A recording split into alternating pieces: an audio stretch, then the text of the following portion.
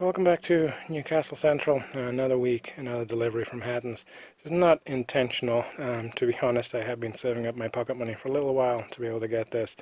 That Class 43 HST Valenta in the background there was a little bit of a surprise when that decided that it was going to ship from Hattons. I pre-ordered that a while ago, but one thing that I really wanted when I started building up Newcastle Central, as much as the main attraction for me was passenger trains, so things like the HSTs or things like the DMUs. I was also obviously hauling coal. You've got to be able to haul coal to Newcastle, right?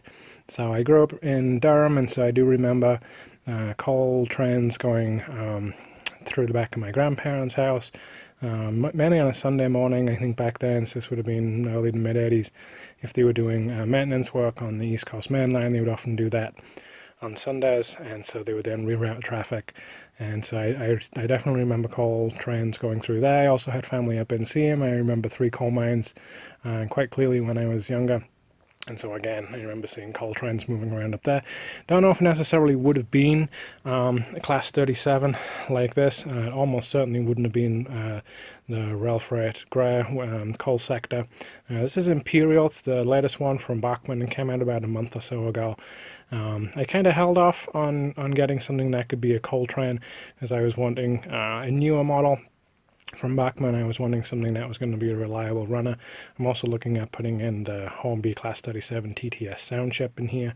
I wanted to have a nice model that could reflect hauling coal around. So I do really like the look of it. I also got 8 of the Bachmann HA hopper wagons. Again, a little pricey, which is why I've been saving up my pocket money. But the Hornby HA hopper wagons, I don't think they're actually releasing them this year, so the older models of those are kind of hard to find around. These are Railfreight red and grey, so maybe it's a little bit of an odd mix-up. Maybe it's a little bit later in period than the 80s, late 80s, early 90s maybe that I typically am trying to cover. But honestly, I have quite a growing collection of BR Blue back here, so it's just like, well, it's a little bit of a jumble. It's very loosely 1980s Newcastle. These are very lightly weathered, which again was one of the appealing things to them. I do like some of the other Bachmann locos that I've got. The 105 is lightly weathered, and I have a little bit something else to show you too. So no weathering on the Class 37 right now, but I am excited to try this out. So let's get this out of the box and see what these all look like. Okay, so this is close-up of 3749 Imperial. Very nice model from Bachmann. Going back to the start of the year, I was kind of fighting a lot with older Hornby Lima HSTs from 25-30 years ago, and not really having a whole lot of fun out here in the train shed. I just couldn't really get anything running, and slowly over time I've added some more modern locos to the rolling stock, and Bachmann have definitely become probably not necessarily my preferred. They just carry a very good selection of locos. So I've got a Class 101, 105, 108, and now this Class 37. Very nice. Maybe it's a little bit too clean, I guess is probably the only thing with it. This is something that's moving in and out of coal yards and what have you. It would not be necessarily this clean, but I do like how it looks. I think it'll look very good with those HA hopper wagons too. Let's try fitting in the Hornby TTS sound chip. See how it sounds, and also see how it runs around on the layout. This is now then with that Hornby TTS and the sound chip fitted. I'll have a little listen. You can see what it sounds like, and unfortunately we'll then talk about it. So let's see if we can get the loco fired up.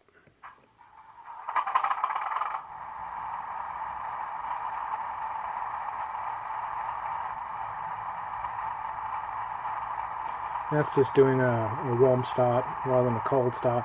Let's thrash it a little bit so we can hear the engine going.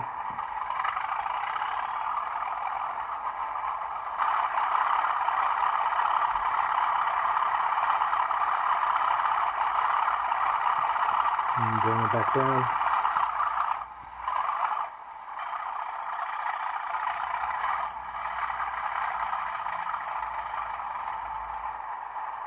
The sounds on it are, pretty good. It's very similar to the Valenta in the background there in terms of sounds.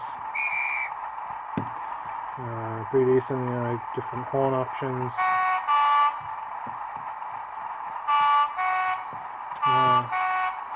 So overall, pretty good. Pretty happy with how it sounds. Let's bring it down and stop it though. problem that I have with this, unfortunately, I have the exact same problem with another loco that I'm going to show in the next clip. Um, I don't know if I'm just having really, really bad luck with these Hornby TDS chips trying to retrofit them.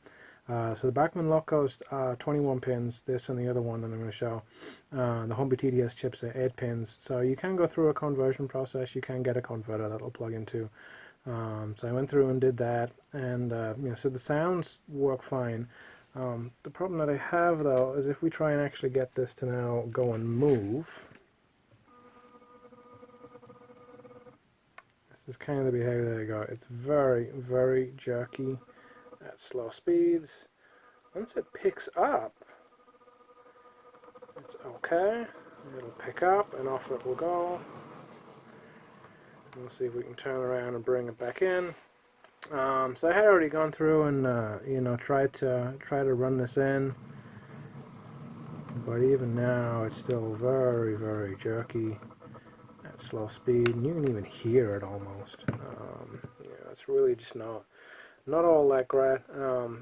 Once it's been running for an hour or so, I thought, well, maybe it's okay now that it's been running. I tried putting those Bachmann Colt HEA hoppers on the back of it, and it basically just couldn't pull anything. As soon as you started putting any kind of weight on it, just kind of bogged down. Even without any weight on, just trying to do the run in, I was doing an hour or so in each direction, and it just really didn't seem to have any power, didn't really seem to have any kind of speed at all. So what I'm actually going to do is put in a regular 21 pin decoder in this. Other loco that we'll look at once I put in a 21 pin chip and see if that makes a difference. I had the exact same behavior from putting in a TDS chip into that, and as soon as I just put in a regular 21 pin chip, it ran fine. I was actually pretty disappointed at first because I thought, man, is there a problem with the loco? That's going to be an issue. It was one that I'd picked up when I was back in the UK on vacation.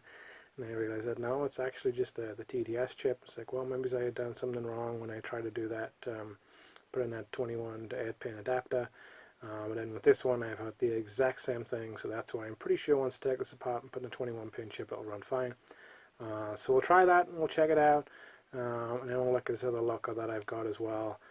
As long as this fixes the Class 37.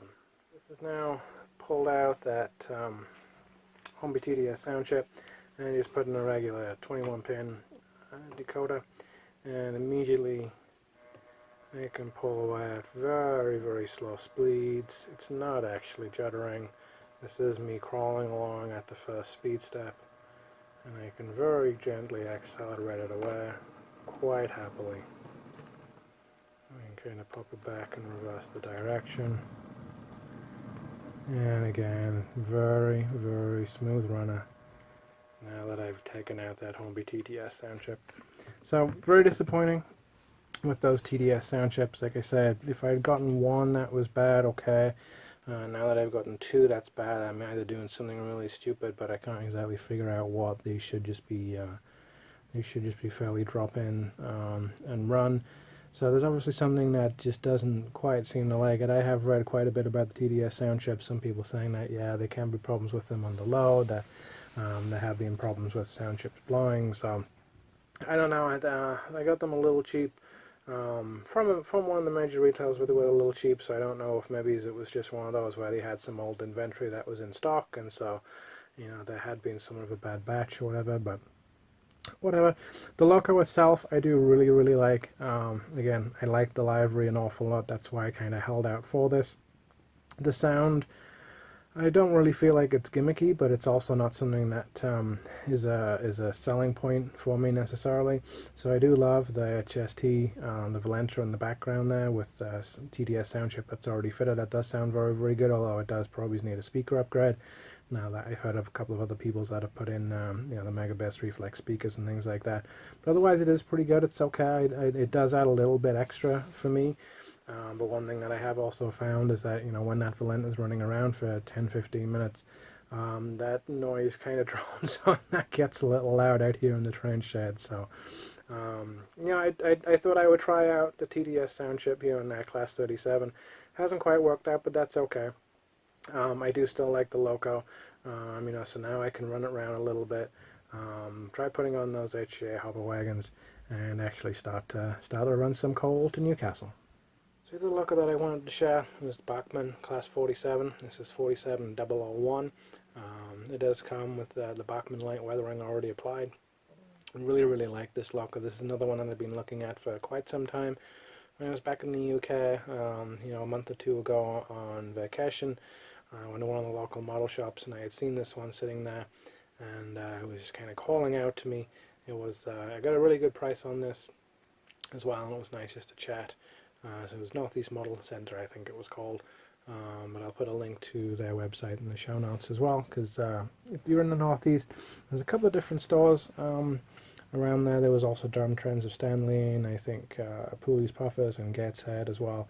But the folks at the Model Centre that I had gone to, very friendly, very helpful, and so this is what I'd ended up picking up. I wanted a Class 47 for quite some time as well, and so now we're starting to see a little bit of a change maybe in some of the locos that are on the roster in Newcastle Central. So if you subscribe and follow on to the channel, you'll see that most of the channel is really about Newcastle Central itself.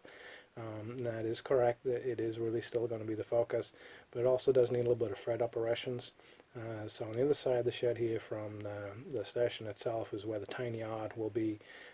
I haven't really done much work there. I don't actually even have any track laid. I've got a rough track plan, but I don't have any track laid even for the freight bypass line.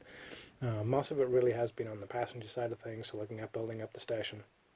So I've now got got a couple of HSTs that are in pretty good running condition. I've got the Class 101, 105, 108, and now we're starting to see a little bit of freight operations. So that Class 37 was really to kind of go in line with the Class 47 as well. So this hopefully will become a pretty good workhorse, 47001. Prototypically, I don't know exactly what this would have been doing. I'm going to have a little bit of a mix, and then I'm probably going to throw some Mark II passenger coaches behind it sometimes, so it could do passenger service. I may also put some of these HA hopper wagons behind again, just so that I can do freight rather than passenger. I probably will expand as well. I'm actually looking at some oil tankers. That's probably not going to be for another couple of months, so I feel like I've been spending a lot of money lately.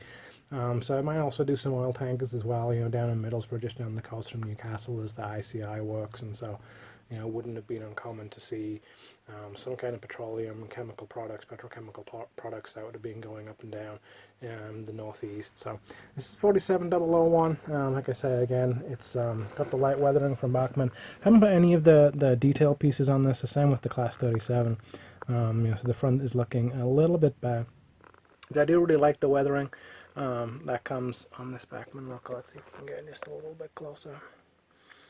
So I do like the weathering on this. I do like the detailing that they have on it. This is kind of the weathering that I would like to do on some of the other locos if I end up, daring to actually do it, where it is weathered. You can tell it is weathered compared to one of the standard models, but it's not kind of over the top weathering. I do really like how these are done. Same with the Class 108 to 3-car DMU that I have. It's light weathering, but it's weathered enough that you can tell that it's been done as just that little bit extra, I think. So again, this is a very nice loco. This is one where I'd also tried putting in one of the Hobie TDS chips. This was actually the first one that they had done and got a little frustrated. I already had the Class 37 TDS chip at that point, but I probably was given up, wouldn't have bought another one from that experience. This was the exact same behavior. I had chatted with a couple of different people about it, giving me some ideas, and I couldn't see any problem with the wiring on it. Couldn't see anything where it had shorted out. It was just a little weird that the sound would run. The sound did function okay, going through the different sound channels. The loco would somewhat move, but it was just very stuttery. It didn't really seem very smooth control. But then as soon as you swap it out and put in a 21-pin chip, off it goes, running smooth as silk. As you would expect from these newer Bachmann locos. But anyway, that's a couple of the new additions that I've got. That Class 37 Imperial and then 47001. So now let's just round out with some running shots of those two moving around, and we start to see moving some of those coals to Newcastle, like you would expect.